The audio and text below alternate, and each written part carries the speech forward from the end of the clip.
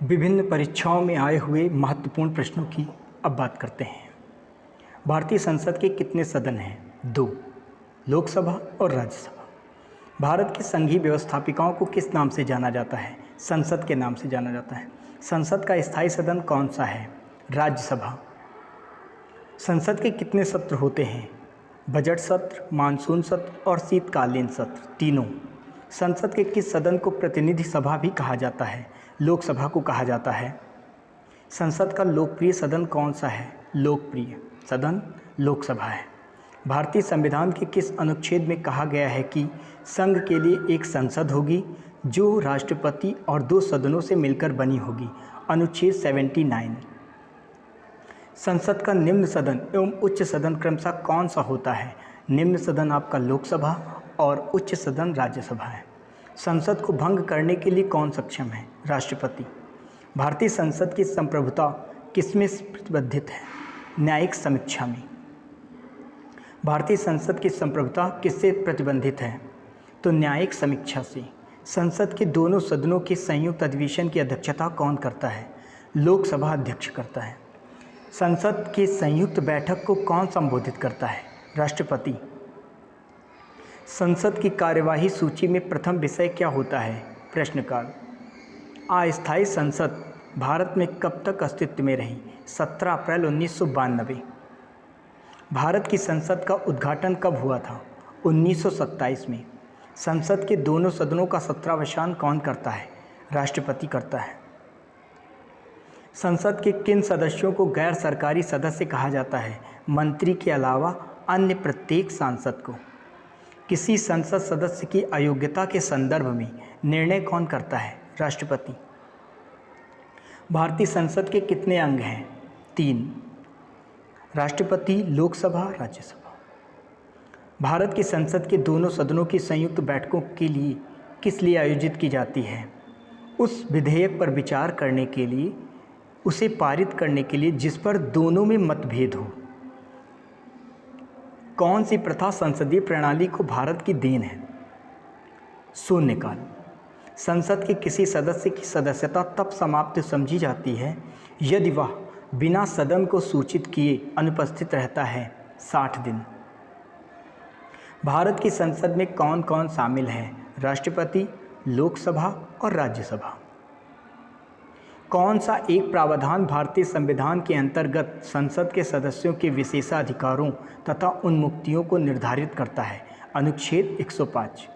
निम्न में कौन संसद का अनन्य भाग नहीं है? उपराष्ट्रपति। एक वर्ष में कम से कम कितनी बार संसद की बैठक होनी आवश्यक है? 2 बार।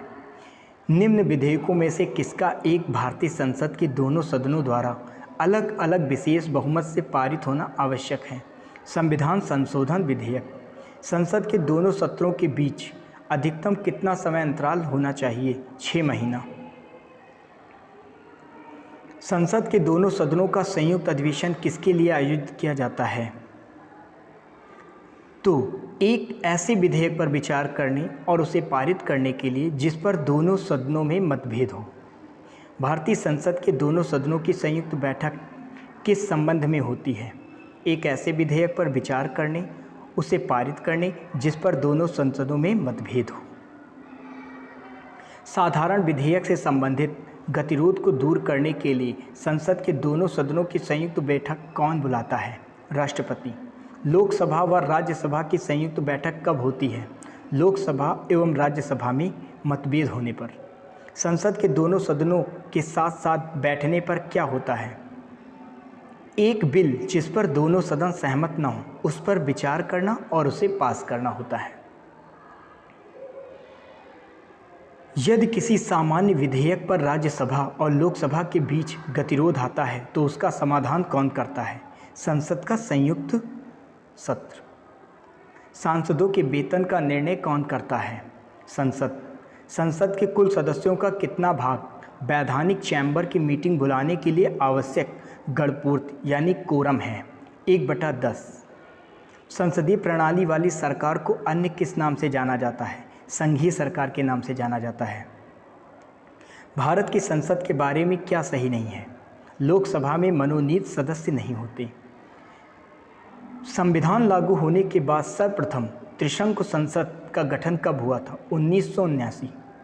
भारत की संचित निधि से धन निर्गम पर किसका नियंत्रण होता है? संसद का। भारत की संचित निधि से धन निर्गम पर किसका नियंत्रण होता है? संसद का। निम्नलिखित में से किस विधेयक को राज्यसभा से आरंभ नहीं किया जा सकता? धन विधेयक को।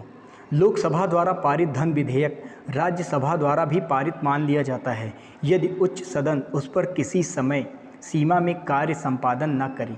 वह समय सीमा है 14 दिन। गैर धन विधेयक पर संसद के हर सदन में कितने वाचन होते हैं? 3 वाचन होते हैं। 1 वर्ष तक राजस्व में एकत्र करने का प्रस्ताव सरकार किस विधेयक द्वारा करती है? वित्त विधेयक के द्वारा करती है। संसद सदस्य को उसकी सदस्यता से निलंबित कर दिया जाएगा यदि वह लगातार सदन में अनुपस्थित रहता है 60 दिन तक। वह व्यक्ति जो राज्यसभा में मत दे सकता है और लोकसभा तथा राज्यसभा में बोल सकता है वो हैं वे मंत्री जो राज्यसभा के सदस्य हैं। लोकसभा की कार्यवाही प्रारंभ करने के लिए गणपूर्ति कितनी होती है? 1/10। संसद की कार्यवाही प्रत्येक वर्ष सत्रों में किया जाता है, 3 सत्र में किया जाता है। संसद के दोनों सत्रों के बीच अधिकतम अंतराल की अवधि है 6 माह। संसदीय शब्दावली में सत्रावसान से क्या आशय है? संसद के सत्र का अंत। संसद के संयुक्त अधिवेशन की अध्यक्षता कौन करता है? लोकसभा का अध्यक्ष। संसद में आधिकारिक विपक्षी दल के रूप में मान्यता प्राप्त करने के लिए उसके कितने सदस्य होने चाहिए? कुल सदस्यों का 1/10 भाग। भारतीय संसद किसी भी राज्य के लिए कोई कानून बनाने में सक्षम है यदि अनुच्छेद 352 के अंतर्गत आपातकाल लागू हो या देश के 2 या 2 से अधिक राज्यों की विधानसभाएं इसका अनुरोध करें। कौन सा अनुच्छेद संसद को राज्य सूची के विषय पर कानून बनाने का अधिकार देता है? अनुच्छेद 249। यदि संसद को राज्य सूची के किसी विषय से संबंध में कानून बनाना है तो इसके लिए प्रस्ताव कहाँ पेश किया जाएगा? राज्यसभा में। भारतीय संसद में कार्यवाही में अपनाया जाने वाला शून्यकाल संदर्भित है प्रश्नकाल के तुरंत बाद का समय। निम्नलिखित में से कौन अविश्वास प्रस्ताव के बारे में सही है? इसका संविधान में उल्लेख नहीं किया गया है। पहला, 2 अविश्वास प्रस्ताव के बीच 6 माह का अंतर होना चाहिए। दूसरा, और इसे केवल लोकसभा में लाया जा सकता है। पहले अविश्वास प्रस्ताव और दूसरे अविश्वास प्रस्ताव के बीच कितना अंतर होना चाहिए? 6 महीना। संसद के किसी सदस्य द्वारा प्रस्तुत प्रस्ताव को जन महत्व का अविलंब मामला मानते हुए जो चर्चा की जाती है उसे क्या कहते हैं? स्थगन प्रस्ताव। जब किसी संसद सदस्य द्वारा यह महसूस किया जाता है कि किसी मंत्री द्वारा सदन को गलत जानकारी दी गई है तो संसद सदस्य द्वारा कौन सा प्रस्ताव लाया जाएगा? विशेषाधिकार प्रस्ताव।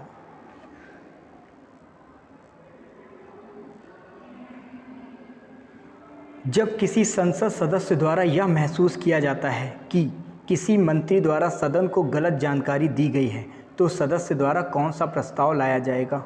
विशेषाधिकार प्रस्ताव। इनमें से कौन सा संसद से संबंधित नहीं है? निलंबन।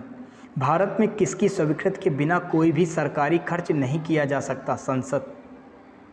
भारतीय संसद में निम्न में से कौन सा बजट प्रस्तुत करता है? वित्त मंत्री। इनमें से कौन सी कार्यवाही संघ के बजट से संबंधित है? कटौती प्रस्ताव।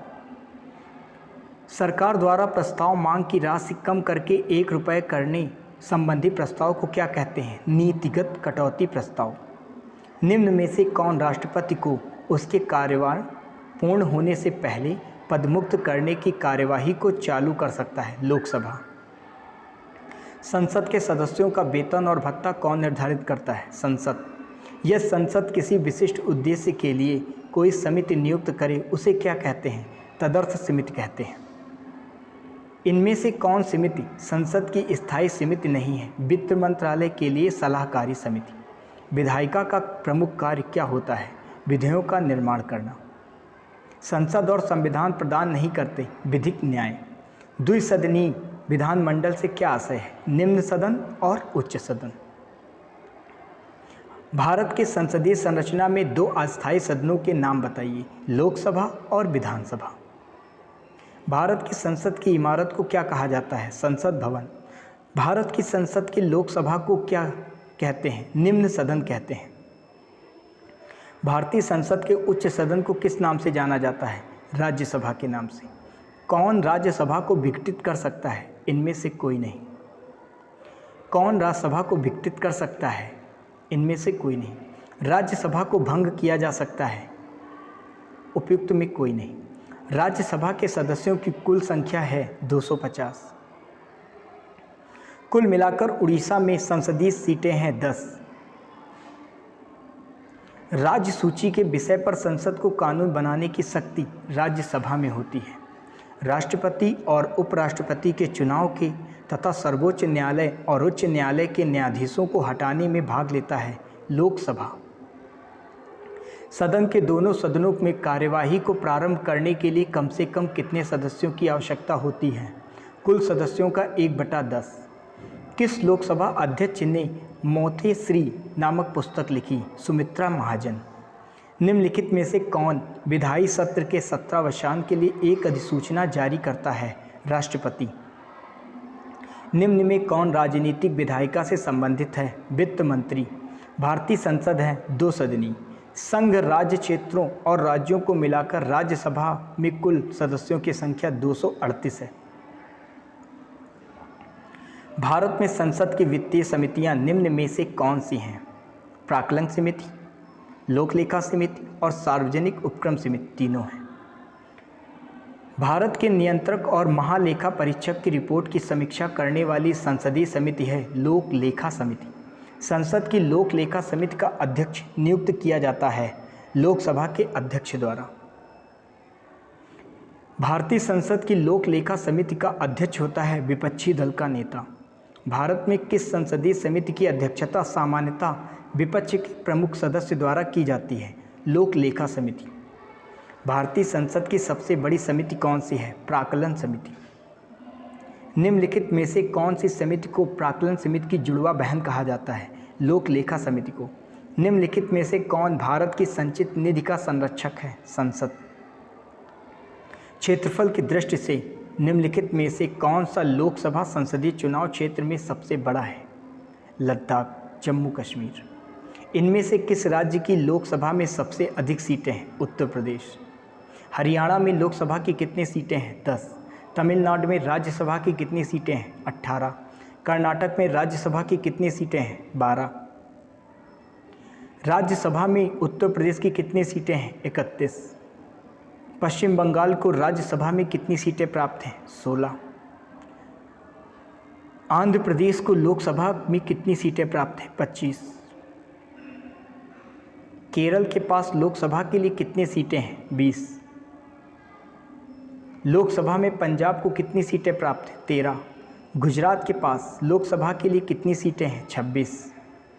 महाराष्ट्र को लोकसभा में कितनी सीटें प्राप्त हैं? 48।